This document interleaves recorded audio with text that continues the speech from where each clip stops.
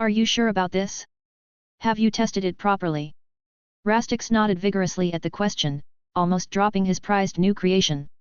Roland raised an eyebrow at the concoction as he was unable to confirm the short man's claim. The gnome looked unusually enthusiastic, a lot different to his usual demeanor since most of his previous experiments had failed. Yes, yes. Well, as much as I could before the explosion. But the preliminary tests were very promising. Here, let me show you, just let me use some of your equipment. Roland wasn't sure about this but was curious about the new creation, so he nodded. The scene of the experiment was clearing up, and the extent of the damage was about the same as always. A hole had been blown through one of the walls, and several alchemical tools were strewn about the charred remains of a workbench.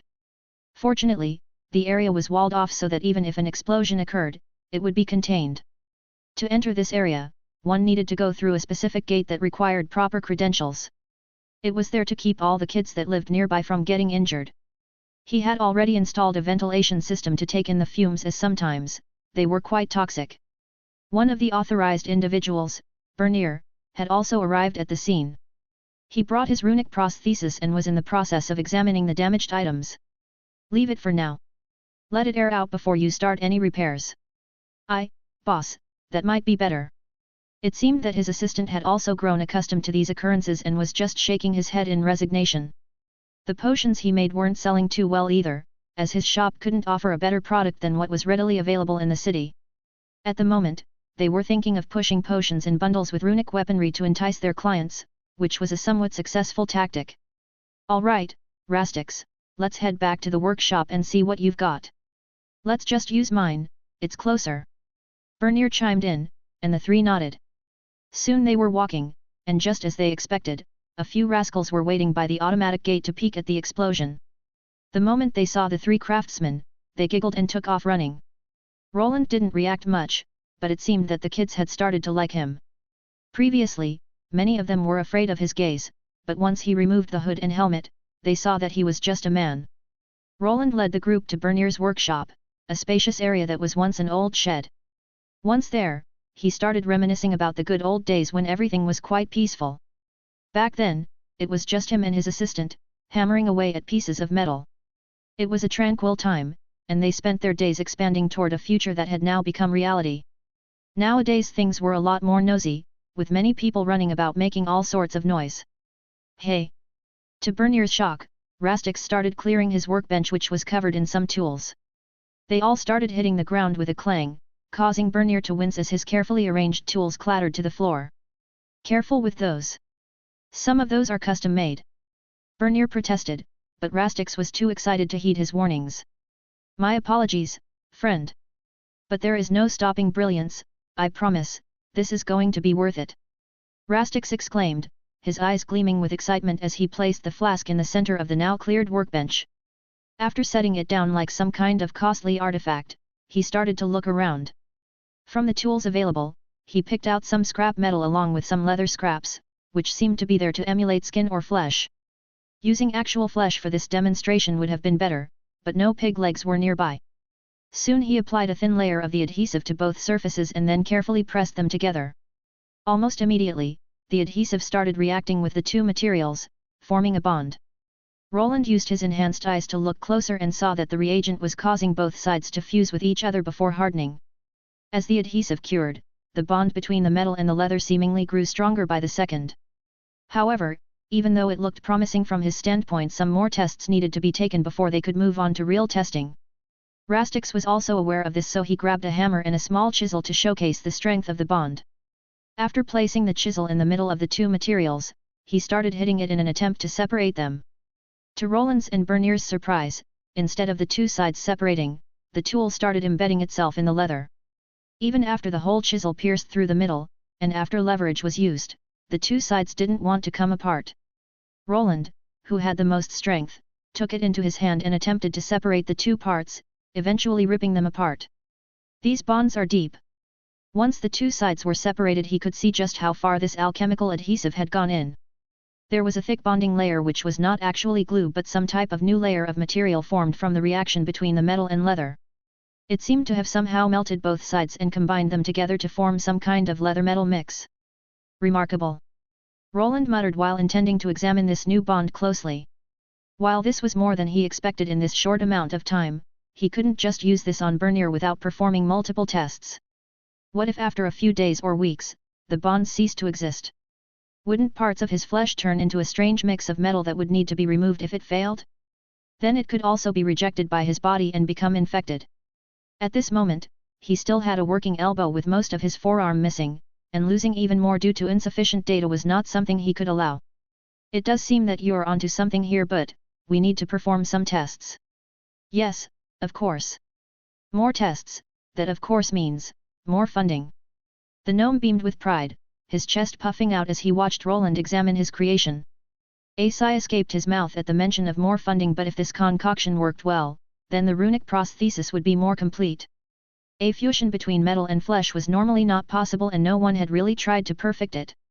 This was uncharted territory that probably required a more drastic approach. Should I get a few pig carcasses for him to experiment on, or? Roland didn't want to waste too much time on testing the bonding concoction. From what he knew, people worked on animals before moving on to clinical trials. Bernier was the only real patient here, and even if it worked on dead animals or living ones, it was still not the best option. However, in this world, there existed monsters, some of which were quite close to humans in their physiology. There was no reason to work on animals or humans when there were other options available. Alright, Rastix, we'll need to conduct a series of tests to ensure the durability and safety of this adhesive. Once we're satisfied with the results, we can move forward with integrating it into Bernier's prosthesis. Give me some time, I'll have something prepared. Bernier nodded in agreement, and he couldn't help but feel a twinge of excitement at the prospect of having a more responsive arm.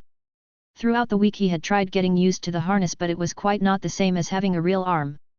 Can I help with something, boss? Bernier asked as he spotted Roland deep in thought. I'm not sure you'd want to see this. Why wouldn't I? This is about my arm, and shouldn't I know the whole process behind it? I guess you're right about that, but you don't have to force yourself. I'll be fine. Roland was contemplating something unsavory, something that some people from the modern world might consider inhumane. He wasn't sure if this was the right thing to do, but to help his friend out, he was willing to resort to drastic measures. The loss of Bernier's arm occurred while protecting him, and Roland wouldn't rest until he made it right. All right, Bernier. If you're sure you want to see this, then I won't hold you back. But I must warn you, it might be a bit unconventional. Ha, don't worry boss, I'll be fine. Bernier reassured Roland with a laugh, and soon the three craftsmen prepared a new plan. Rastix would give them half of his new product and return to his laboratory. There, he would re-examine it and see if he could improve upon it. He was also tasked with preparing a counter potion that could restore the changed flesh to its former state in case something went wrong. Meanwhile, the other two would head to the city and then Arthur's estate, but before that, Roland needed to make a call. We haven't done this in a while, huh boss? That's true. You really do fit the role. Should I carry your cape for you, Sir Knight Commander? Cut it out. Hee hee. Roland rolled his eyes at Bernier's comments as he had to get changed into his armor. It was a more ceremonial piece with less functionality than his mithril armor, but it still had some good spells on it. The cape that was attached to it shifted around to create a robe that covered his whole body. While he intended to head to Arthur eventually, first the two would need to visit a less savory establishment. Roland didn't want to go there but knew that it was better if he personally handled this to hasten the process. Elydia was there to wave both of them goodbye, and the two delved towards the city while Roland attempted to hide his true identity. This was quite hard considering that he was a well-known knight commander and some of the soldiers just recognized the way he carried himself. Nevertheless, after having a few people point their fingers, he along with Bernier ended up in the city pleasure district. Boss, why are we here? If MRS finds out, I'll be in a heap of trouble. We're not here for that, just keep on walking and try not to stare. Bernier seemed to have trouble keeping his gaze away from some of the working ladies. Even though it was the middle of the day, many establishments were trying to entice new customers. It was working, as his assistant was easily drawn by the gazes of half-dressed women and the allure of cheap alcohol. On several occasions, Roland had to pull him back as he was about to walk into an establishment that Armand frequented. Luckily, his idiot brother-in-law wasn't around to ruin everything this time, and the two disappeared through a series of narrow alleyways. They ended up at a nondescript building at the end of a side alley. The sign above the door was faded, but Roland knew it was one of the Thieves' Guild run places he had called earlier.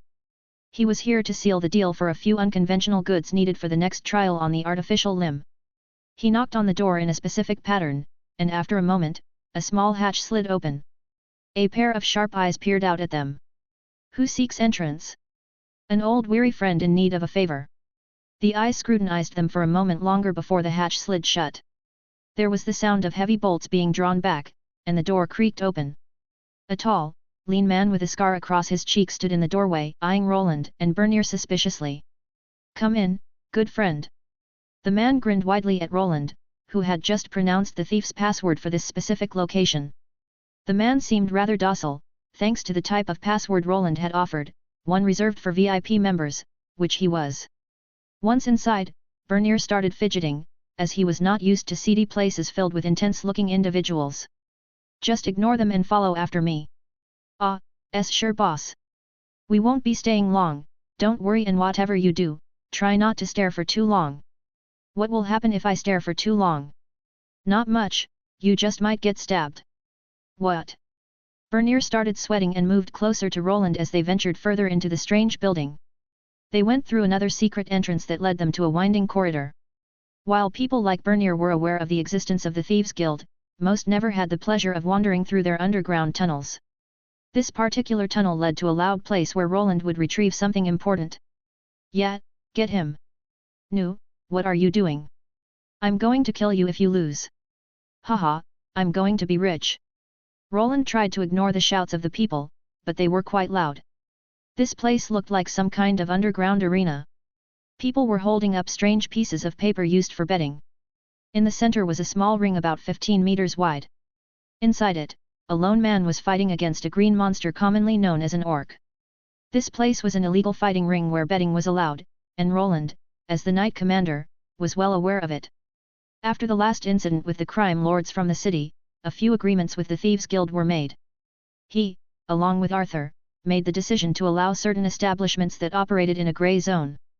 They were required to pay a fee to continue existing, and as long as they didn't engage in activities like killing, slavery, or selling people's organs, it was deemed acceptable. This compromise was seen as one of the lesser evils for the city. Arthur realized that he couldn't keep expending resources battling the Thieves' Guild and all the criminals. Thus, they decided to work together to a certain degree. As long as they didn't cross certain lines, Arthur and the Knights wouldn't intervene, but this didn't mean they wouldn't step in if the Thieves' Guild made things too obvious. If someone was getting robbed or reported something, they would follow through to clear up the issue. However, if people wanted to waste their money on betting in the pleasure district, then no one would stop them. This might have seemed quite hypocritical considering his recent clash in the Theodore Valerian-run city. However, they ensured that certain thresholds were not crossed, and the Thieves' Guild master was on board with everything. She had promised to keep her guild orderly and would not go out of her way to protect any killers that might wander in from outside. It was somewhat of a necessarily evil, and it was better to keep them in check, than risk another guild forming with a guild master that wasn't willing to cooperate. "If it isn't the honored guest, please come." A man greeted them, appearing a bit out of place with his large belly and fancy attire. He seemed to be the owner of the establishment Roland sought goods from. Alongside Bernier, Roland followed him into a dimly lit room, presumably his office. Two intimidating guards stood behind, though their prowess paled in comparison to Roland's, which they were certainly aware of. The man showed a lot of decorum and his body language was quite submissive. "What brings you to our humble abode, esteemed guest?" "I wish to procure a few monsters from your collection. Do you happen to have any goblins or hobgoblins available?" The man's eyes lit up with interest, and he leaned back in his chair, stroking his chin in contemplation.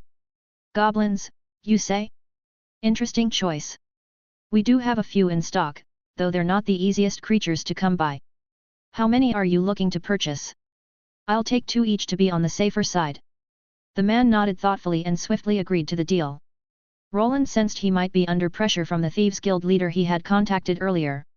With the goblins and hobgoblins now in their possession, the tests could continue further. It took Bernier a moment to realize the purpose of the goblins, but he remained steadfast in seeing the plan through to its conclusion. "Good, there will be a few men waiting outside to guide you. Follow their instructions while transporting the monsters. Do I make myself clear?" "Of course, good sir." The man smiled content with their agreement, and bid them farewell with a wave. Roland's status exempted them from payment, and soon he was escorted out of the fighting establishment. The monsters would be packed up and transported to the hidden skill training facility at Arthur's estate since, for the time being, Roland lacked a similar place to house them. Once they were delivered and secured, they could proceed with the final adjustments on the runic prosthesis.